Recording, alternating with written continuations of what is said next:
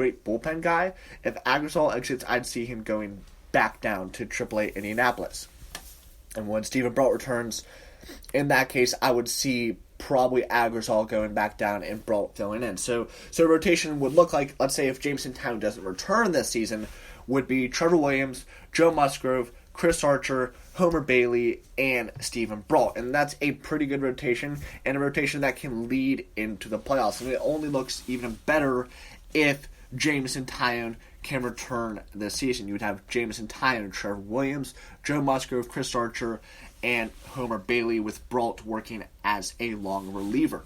And Jordan Lyles in the bullpen as well. So the Pirates, it would allow them flexibility with the guys coming back, and it's never a bad thing to have too much depth. And worst case scenario, Homer Bailey's a dud and either goes to the bullpen or, he just doesn't stick around. And in that worst case scenario, you'd see a rotation that's still pretty good with Williams, Musgrove, Archer, Lyles, and Aggarwal, with Brault on the way back and potentially Jameson Taillon as well.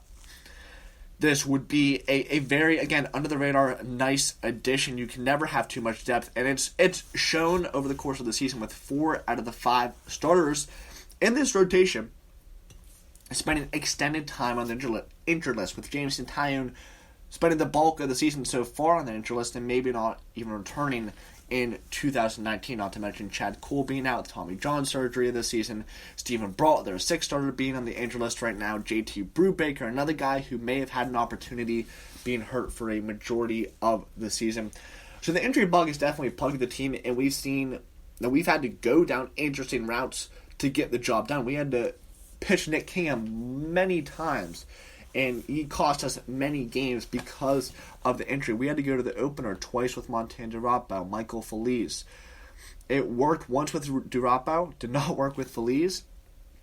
But this season has really been thrown together. It's been a roller coaster ride, but it's been a ride that I, for one, can say it's been enjoyable. And the Pirates, they sit 2 games under 500 right now, but again, 3.5 games back of the division, 2.5 games back of the wild card spot. And adding Homer Bailey, I believe, could push them over the top and get them not only to the wild card spot, which they only need to overcome 2.5 games of Philadelphia Phillies. They do have to pass a bunch of teams, but that's the target. That's where we have to get to. And we play the Phillies this weekend. But we're only 3.5 games back of the Cubs, so we still play 2 more times this weekend. We can get to a game and a half back. And you add a guy like Homer Bailey, it just makes all the sense in the world. He's being paid the minimum, so it's not going to cost the organization really much. And I truly believe it's not going to take much of anything at all to get Homer Bailey. Obviously, the Royals are going to look to get something out of him because he's pitching decent as of late. But they're not going to have to give up much. It's going to be an under-the-radar move. Ray Searage is known for these reclamation projects. And we saw what he did with Jordan Lyles in those first 9 starts of the season before his hamstring injury. And I think his recent starts are attributable to the hamstring issues. But we've seen what he's done there. We've seen in the past A.J. Burnett, Francisco Liriano, Edinson Volquez, you name it. He's turned these veteran guys, and Pittsburgh has become sort of the rebirth, where the fountain of youth almost, where pitchers can come in, Ray Searage can tweak them just a little bit, and they can become the pitcher they once were and get back to that dominant stage. I mean, you saw J.A. Happ, what they did with him, Ivan Nova.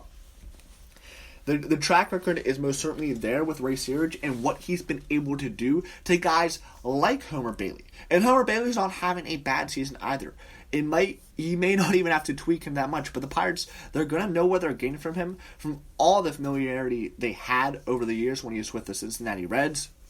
It makes all the sense in the world. Now it's just up to Neil Huntington to go out there and get us Homer Bailey. And to the question we got in the mailbag, that is who I really want us to get this deadline. There's no need to go big, go overboard this deadline because we have all the pieces. But Neil Huntington, I would really appreciate it if you can go get us Royals starting pitcher. Homer Bailey would be the perfect deadline move for this Pittsburgh Pirates team. With a less than daunting remaining schedule, the Pittsburgh Pirates are set up to be able to go on a run in the second half as they look to snap a 3-year postseason drought. At 2:20 p.m. yesterday, the Pittsburgh Pirates kicked off the second half of their 2019 schedule. The Pirates woke up yesterday morning owning a 44-45 record. Despite being a sub-500 team right now, the Pirates are just 3.5 games out of first place in the National League Central, as well as 2.5 games out of the second NL wildcard spot. This weekend, the Pirates will begin, and they began yesterday, their final 72 games from today, with a crucial 3-game series at Wrigley Field against the NL Central leading Cubs. With a series win this weekend, depending on what the Milwaukee Brewers do, the Pirates could pole vault to within a game and a half back in the division. While there's no denying that this Pirates team has its warts, the starting rotation has been a major letdown. The bridge to Felipe Vasquez has become shaky with Keone Kela on the injury list and Kyle Crick struggling, and the team has struggled all season defensively. However, they are in a position to make a second half run. During the first half of the MLB season, there was no team that had more players go on the IL than the Pirates. Now the team is starting to get healthy. Kela started throwing simulated games and could start a rehab assignment this week. Gregory Polanco and Eric Gonzalez are currently rehabbing at AAA, and Ace Jamison Town has started to throw from flat ground. The trade deadline is also looming. During his tenure as Pirates general manager, Neil Huntington has always been busy at the trade deadline. 3 of the last 4 years, he has added starting pitching help at the deadline. Odds are, he will add starting pitching help before the end of the month. After a sluggish 25-game stretch to start the season, the Pirates' offense has become one of the most potent in the NL.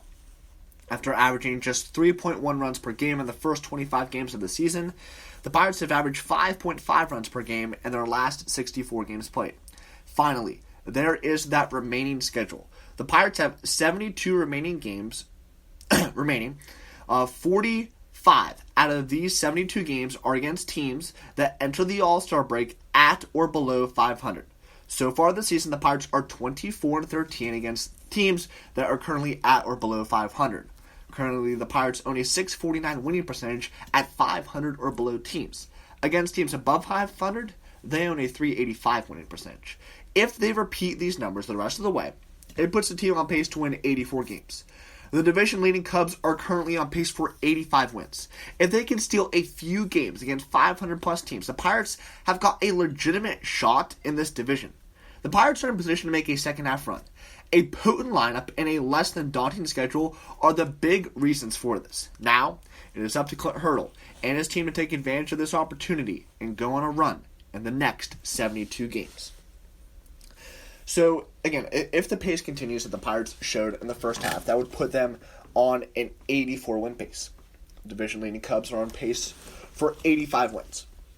All the Pirates need to do is steal a couple of those games against the above 500 teams. Against the Cubs, against the Cardinals, against the Phillies, against the Brewers. If they can steal just a couple of those games, just 2, just increase that pace by 2, and keep their dominance against 500 or below teams, they're going to win this division. 85 wins can win this division in 2019.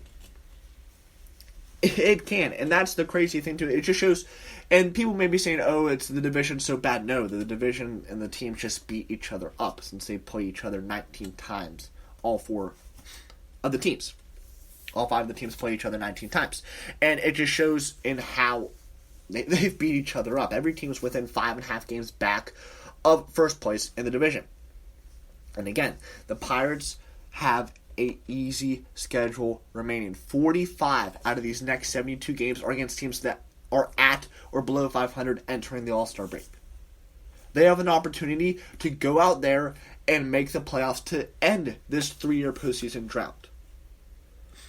2014 and 2015, they made the playoffs but were wild card exits. They've yet to win the National League Central in their entire franchise history.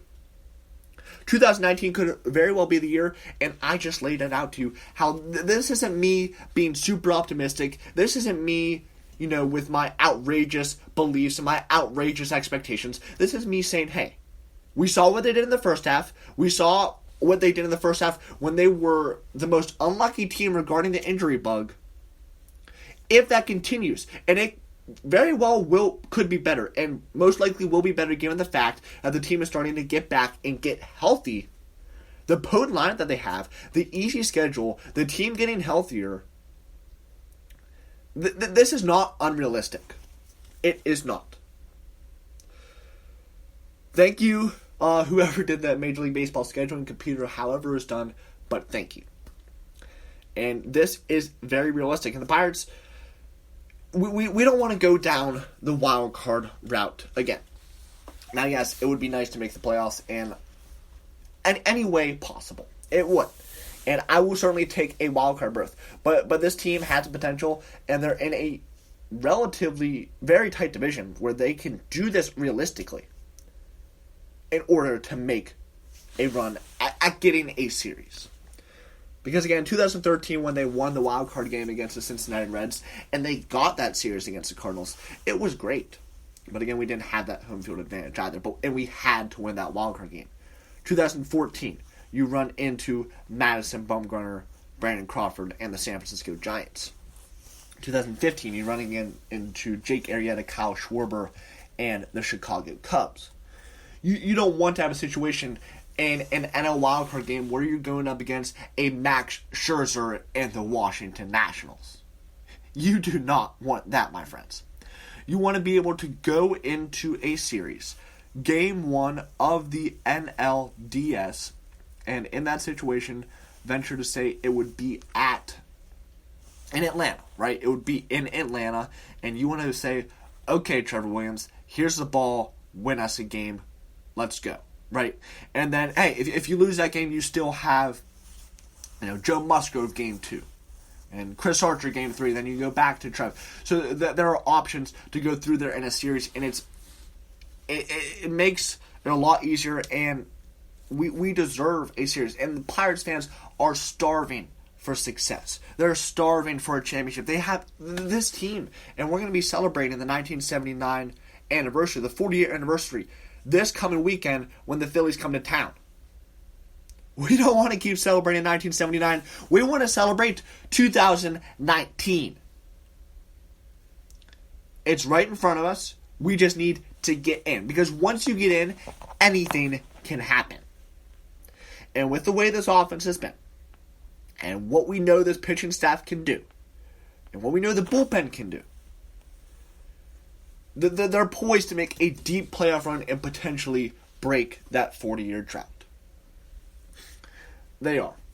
And being a Pittsburgh Pirates fan is definitely not an easy thing.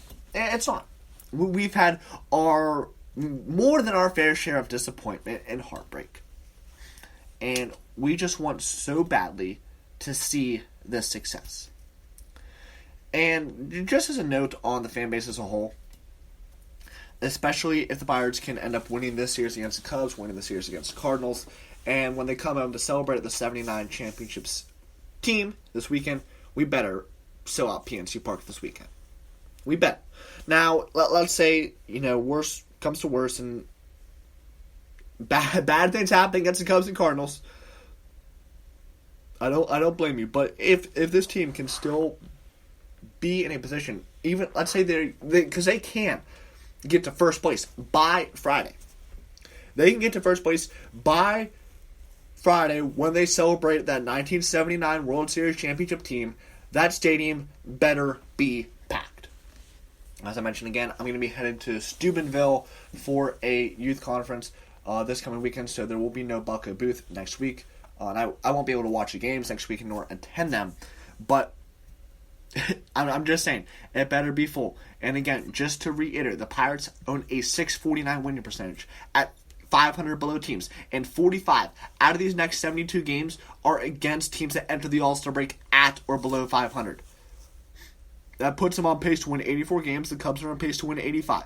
They steal a couple games against those above 500 teams. The Cubs, the Cardinals, the Brewers, the Phillies, right? They steal a couple of those games. They're in a perfect position to not only make the playoffs, but win their first ever National League Central Division and give themselves an opportunity to break the 40-year World Series drought.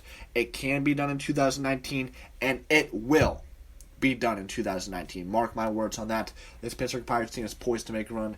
Big game coming up this afternoon against the Chicago Cubs. Just couple of breaking news things. Francisco Cervelli said he was quoted